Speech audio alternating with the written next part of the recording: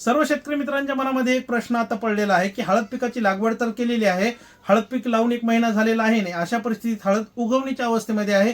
काही शेतकऱ्यांनी लवकर लावली तर काहीची 2 पानावर आहे, कोणाची 4 पानावर आहे. आणि अशा परिस्थितीत हळद पिकाला कोणती ड्रेंचिंग आपण केली पाहिजे किंवा कोणती आळवणी आपण केली पाहिजे याच विषयी या व्हिडिओमध्ये माहिती घेण्याचा प्रयत्न करू. मागच्या 8 ते 9 वर्षापासून आपल्या सर्व शेतकरी मित्रांना माहिती की आपण वेगवेगळ्या प्रकारचे प्रोडक्ट हळद पिकासाठी घरपोच पाठवत असतो. त्यामध्ये हळद स्पेशल जे आहे ते स्टंप एक्सपर्ट आहे, हळद स्पेशल जे आपण बघतो हे जम्बो पण आपण घरपोच पाठवत असतो.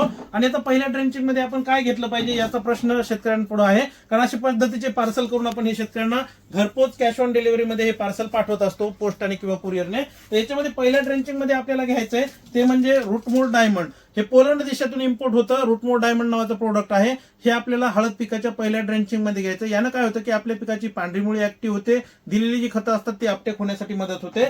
दुसरा प्रोडक्ट याच्या पुढे आपल्याला घ्यायचा आहे तो म्हणजे की मेटॉल. कारण यावर्षी पावसामध्ये खूप मोठ्या प्रमाणात खंड पडत आहेत, त्याच्यासाठी आपल्याला मेटॉल नावाचा जो प्रोडक्ट आहे हे द्यायचा आहे. याने आपल्या शेतामध्ये जर हुमणी अळी कुठे असेल तर ती हुमणी अळी आपल्याला कंट्रोल करण्यासाठी मदत होईल. आणि त्याच्या पुढचा प्रोडक्ट म्हणजे आहे ट्रायकॉल. ट्रायकॉल म्हणजे काय की आपल्या हळद पिकाच्या बियाण्यावर जर कुठे बुरशी असेल किंवा जमिनीमध्ये काही जर हानिकारक बुरशी असतील त्यांना कंट्रोल करण्यासाठी हे ट्रायकॉल काम करत असतं. तर असे 3 प्रोडक्ट आपल्याला पहिल्या ड्रेंचिंग मध्ये हे द्यायचे असतात.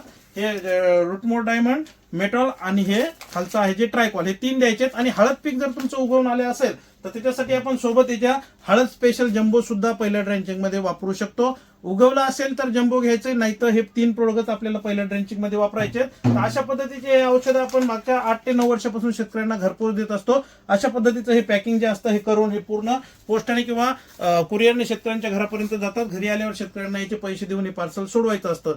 आपण कोणतं पीक घेताय किंवा तुम्ही हळद जर करत असाल तर मी नंबर देतो, त्या नंबरला तुम्ही फोन करू शकता. यदा कदाचित फोन नाही उचलला गेला तर तो नंबर व्हॉट्सअपला आहे, त्या नंबरला तुमचं पूर्ण नाव, गावाचं नाव, तालुका, जिल्हा, पिनकोड अशी पूर्ण माहिती टाकायची. तुमच्याकडे हळद पीक आहे ते टाकायचे किंवा तुमच्या हळदीचे फोटो वगैरे टाकायचे. त्या हळदीचे फोटो बघून आम्हाला जे काही वाटतंय ते तेव्हा आम्ही तुमच्याशी संपर्क करू आणि तुम्हाला सांगू. हे औषधं पाहिजे असतील तर हे घर बसल्या सुद्धा तुम्हाला पाठवून देऊ. व्हिडिओ आवडल्यास व्हिडिओला लाईक करा, इतर शेतकरी मित्रांपर्यंत पोहोचवा. व्हिडिओ निस्ताच बघताय, चॅनलला सबस्क्राईब पण करत चला. धन्यवाद.